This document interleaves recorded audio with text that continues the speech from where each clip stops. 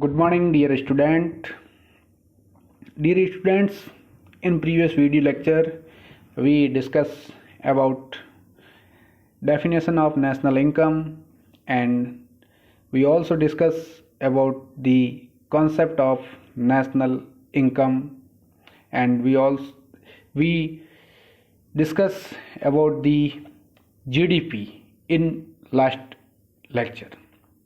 Now today we discuss about to another concept of national income. First is gross national product at market price, and second is net national product at market price. Both are very important for us. Now let's start GNP at market price. तो विद्यार्थियों, हम इसमें सबसे पहले GNP की अर्थ या परिभाषा के बारे में बात करेंगे। तो जीएनपी क्या होती है? जीएनपी भी राष्ट्रीय आय का ही एक भाग है या एक पार्ट है। तो सबसे पहले हम देखते हैं कि जीएनपी और जीडीपी में फर्क क्या है। What is difference between GNP and GDP? तो डिफरेंस जब हम देखते हैं तो एक ही डिफरेंस आता है। अगर हम इसके पॉइंट पे जाएं तो GDP means gross domestic product and GNP means gross national product. That is means difference is gross domestic and gross national means domestic and national. तो जब हम डोमेस्टिक को नेशनल बनाना है, हमें घरेलू को राष्ट्रीय बनाना है, तो हमें विदेशों से शुद्ध साधन आय प्राप्त होती है या अर्जित होती है, मतलब जिसे हम शॉर्ट में कहते हैं NFIA, net factor income from abroad, उसको यदि हम जीडीपी में ऐड कर दें तो हमें GNP-MP प्राप्त होता है। जो हमारा पिछला वीडियो लेक्चर था उसमें हमने ये देखा या ये डिस्कस किया कि घरेलू सीमा क्या होती है और सामान्य निवासी क्या होते हैं। ये हम पिछले वीडियो लेक्चर में डिस्कस कर चुके हैं।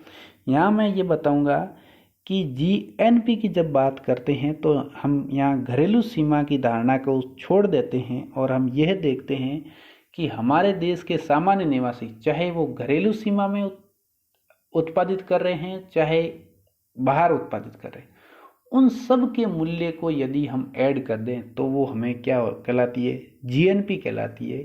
या फॉर्मूले के रूप में जो हमारी जीडीपी है उसमें से जो विदेशों के सामान्य निवासी या भारत के संदर्भ में उनको कह सकते हैं गैर निवासी, जो भारत की घरेलू सीमा में जो कुछ भी उत्पादित कर रहे हैं या धन कमा रहे हैं, उसको यदि हम जीडीपी में से घटा दें तथा जो हमारे सामान्य निवासी जो विदेशों की घरेलू सीमाओं में से धन कमा रहे हैं या अर्जित कर रहे हैं, उसको यदि हम जीडीपी में जोड़ दें तो वो हमें GNP-MP मिल जाता है या कहलाता है वो हमारा।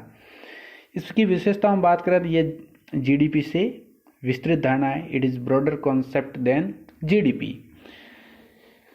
केवल सामान्य निवासियों का योगदान को शामिल किया जाता है। It's include only contribution of normal resident.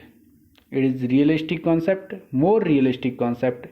और साथ ही साथ इसमें हम किसको शामिल करते हैं? NFIA को भी इसमें हम शामिल करते हैं। We also include net factor income from abroad.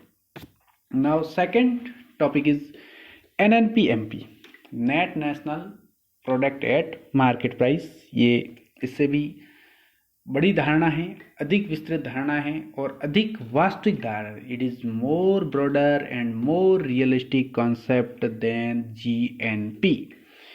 अब इसको हम डेफिनेशन के रूप में बात करें तो एक लेखा वर्ष में एक देश की अर्थव्यवस्था में सामान्य निवासियों द्वारा उत्पादित अंतिम वस्तुओं और सेवाओं के बाजार मूल्य में यदि मूल्यह्रास को घटा दें तो प्राप्त मान क्या कहलाता है? NNP-MP।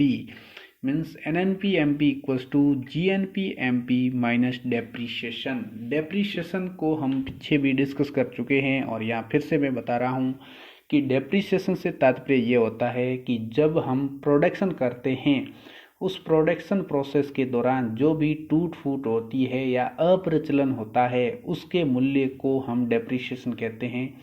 इसको इसलिए घटाते हैं क्योंकि जब हम प्रोडक्शन करते हैं तो जो हमारी टूट फूट होती है या अप्रचलन होता है वो हमारे देश के एक तरीके से कैपिटल या वेल्थ को कम करता है, इसलिए इसको हम लेस कर देते हैं तो हमें जो अमाउंट प्राप्त होता है वो नेट के रूप में होता है और इसीलिए इसको हम कहते हैं net national product at market price. It means GNP में से यदि हम सिंपली डेप्रिसिएशन लेस कर दें तो वो हमें क्या मिल जाता है, एनएनपी एमपी मिल जाता है।